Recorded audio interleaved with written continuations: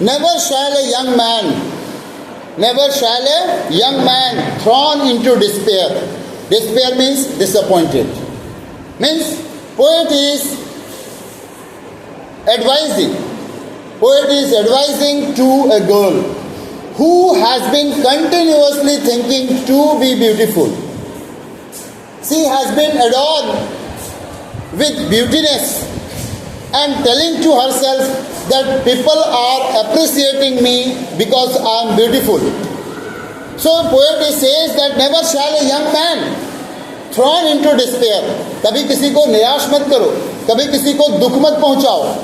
By those great honey colored, किस चीज से? किसी को disappointed नहीं करें. Because you just colored the color of your hair is honey colored like brownish or reddish. Ramparts at your ear. Ramparts is what? Ramparts means it is a kind of a boundary. When you are combing your hair and throwing your hair on your ear, that means when you are sitting simply, your hair is blowing, falling down on your face and you are putting like this. So what does it show? You are making a rampart. Rampart means boundary. You are setting the boundary around your beautiness. If the hair is there and you are decorating yourself by arranging different styles of hair, what does it? It is called ramparts. It is called ramparts. So ramparts at your, underline the word ramparts. Ramparts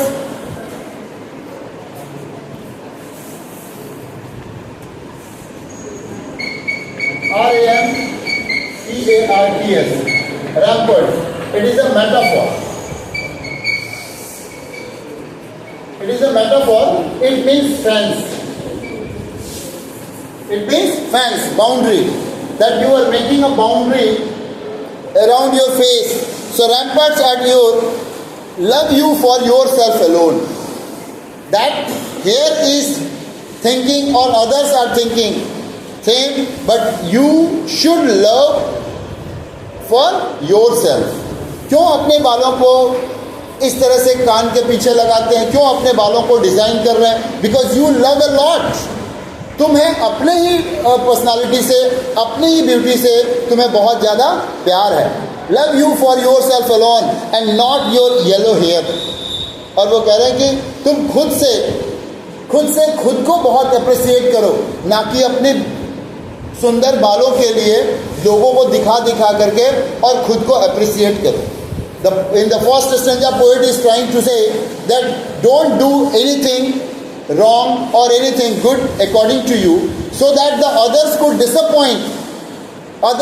Suppose एक ऐसा, why do we अब एक और question यहाँ आता है. Poet is trying to say कि आखिर हम कब और क्यों किसी को अप्रिसिएट करते हैं? Because in every mind, in every living mind, हर वो इंसान जो जिंदा है उसके दिमाग में पहले से ही what is beautiful और what is handsome का definition लिखा हुआ है. And that definition cannot be changed. उसे कोई बदल नहीं सकता. If someone is forcing, नहीं, तुम्हें इसे कहना ही पड़ेगा कि ये बहुत अच्छा है और मुझे ये बहुत पसंद है, तो your mind will tell to your heart that I don't accept because I don't like it. अब तुम्हारा माइंड कह रहा है तुम्हारे हार्ट से कि मैं इसे अच्छा कह ही नहीं सकता या कह नहीं सकती क्योंकि ये मुझे पसंद नहीं है, लेकिन तुम्हें फोर्स किया जा रहा है. तो जैसे ही फोर्स किया जा रहा है कि नहीं, तुम्हें ये मानना पड़ेगा कि ये अच्छा है और यही तुम्हारा है, फिर अंदर से दुख हो जाता है. फिर वो रोने गाने लगते हैं, वो नहीं, ये मान ही नहीं सकते आप, तो हमें ज़बरदस्ती ये थोप रहे हैं कि रोटी सबको मिल रहा है, एक जली हुई रोटी तुम्हारे सामने, वो नहीं, मुझे ये नहीं खाना ही होगा, ये बहुत अच्छी रोटी है. अब देख रहे हो बार बार, नहीं, ये अच्छी नहीं है. You are telling because already bread का एक डिफिनेशन दिमाग में बैठा हुआ है. उसी तरह इंसान के ब्यूटीनेस का और हैंडसम होने का एक डिफिनेशन बना हुआ है. इफ दैट डिफिनेशन मैचेस अगर वो वही डेफिनेशन किसी को देखने के बाद मैच कर गया तो obviously we attract, we fall in love, and that is for a certain period of time. और ये भी जो होता है, attraction and love both are different. The definition of the great poet and the scholar William Wordsworth and Shakespeare both were agreed that a human being cannot judge a person that I love him or her a lot for the whole life.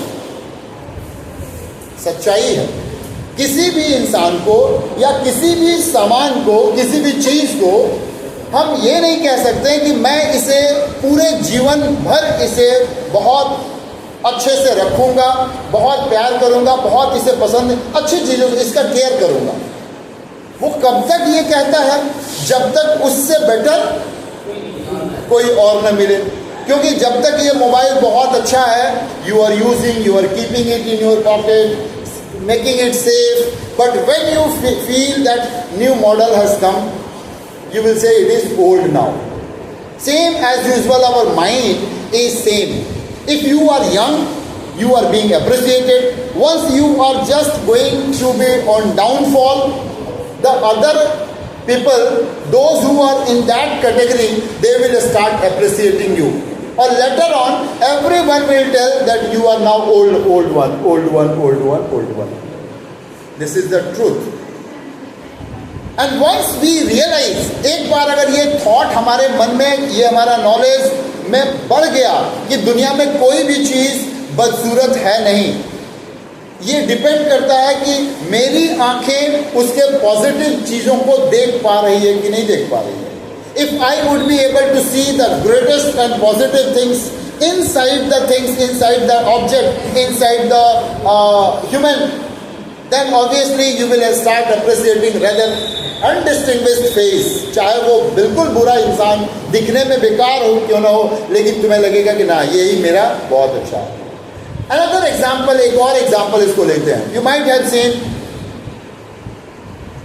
ये हिंदी की एक poem, चांद को कौन निहारता है? Who beholds moon? Who beholds moon? तो moon is being beholded by चकोर. ठीक है? चकोर is a name of a bird who loves a lot. लेकिन वो पूरी रात चांद को देखते देखते उसकी रात गुजर जाती. This is called love. This is called love. Because she loves a lot only to behold. She does not feel that one day she has her intention that one day I would be able to reach at moon. And she spends her whole life in only the expectation that one day I would be able to reach at the surface of the moon. This is expectation. And in that expect, कोई आके उसे बोलता है, अरे ऐसे dream क्यों पाल रखी हो, एक दिन तुम चांद के ऊपर जाओगे, ये कभी पूरा होने वाला नहीं. मत बोलो उसे, क्योंकि वो उसी सपने को ले करके वो जिए जा रहे हैं. And once the chakor feels that my life is getting closer to death, she passes this legacy to others. मरते वक्त में वो सेम लेगेसी को पास आउट कर देता है दूसरे जनरेशन पे आने वाले अपने बच्चों को कि तुम्हारा डेस्टिनेशन चांद ही होना चाहिए. तो चांद को कौन निहारता है, कौन बिहोल्ड करता है? चकोर. सी नोज वेल, चकोर जानता है कि मैं उसके पास नहीं जा सकता, क्योंकि जिस दिन मैं चला गया उस दिन मेरा डेस्टिनेशन ओवर. चांद जो है अपनी चांदनी को, चांद अपनी चांदनी को बिखेर देता है फुल मून लाइट में. And the beholder watches even the every deep of और एवरी पोर्स ऑफ मून. यानी चांद की रोशनी हर वो जगह जहाँ जहाँ वो पड़ती है वो हर पार्ट को देखता है और बिहोल्ड करता है, और उसे लगता है कि आई एम गेटिंग इमोर्टल से, मैं क्या हो रहा हूं? अमर हो रहा हूं। तो ये सारी चीज philosophy, this is called philosophy. There is no any kind of evidence कि what is love and what is beauty. Beauty is means the image that you have in your mind. If that image is matching to the image of others to whom you are beholding, that is called love, and that always lasts for a while. It does not last throughout the whole life. Sometimes if you are determined that no, I have seen the inner quality of the object, despite looking that very beautiful object of others, you will not behold, you will not appreciate others. That is called true love. और वो true love कब होता है? 15, 20, 30 सालों के बाद, 50 सालों के बाद जाकर के पता चलता है, you know, this was really a useful one for me because I learned the inner quality of the object, I learned the inner quality of the person.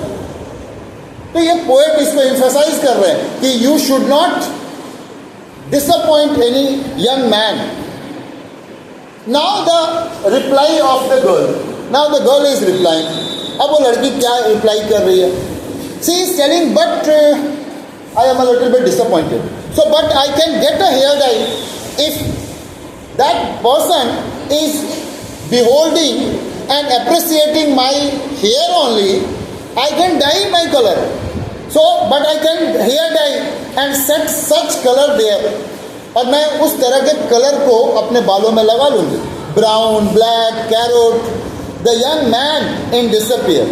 और दैट यंग मैन, जो इंसान, जो बॉय है या जो वो इंसान है जो मेरे बालों के लिए मुझे पसंद करता है, वो मुझे पसंद नहीं करेगा क्योंकि मैं अपने बालों को ही कलर चेंज कर दूंगी. मे love for me for my self. और वो सिर्फ मुझसे प्यार करेगा, ना कि सिर्फ मेरे बालों को. And not my yellow hair. और मेरे बालों को वो बिल्कुल नहीं करेगा. द पोएट कह रहे हैं कि I heard, if you don't believe, this is the argument. In Hindi also, Udho, you might have heard the name of Udho, बाद में बताएंगे. I heard an old religious man, poet is telling, मैंने सुना है एक religious man, a saint, was preaching. But yesterday night means yesterday night. Yesterday night, in the previous night. The previous night he declared, he was declaring that he had found a text to prove. उनके पास एक text भी है, उनके पास लिखे हुए scriptures हैं, book है, जिसमें ये लिखा हुआ है, प्रूव करता है that only God, my dear, nobody loves you. Only God loves you a lot. Could love you for yourself alone. God ही है जो सिर्फ तुमसे और सिर्फ तुमसे अकेले प्यार करते हैं. And not your yellow hair. और वो जो डेकोरेशन कर रहे हैं, उस डेकोरेशन के लिए आपको गॉड लव नहीं कर रहे हैं. If you are decorating your self, if you are arranging your self, that means you are trying to show others, not to God. Because God does not want your decoration. God wants only whatever you are. Either you are a thief, or you are an honest. God knows that you are the son or daughter of the God. That's why he or she beholds. Is it clear? Now come to the point to write it down, the rhyming scheme.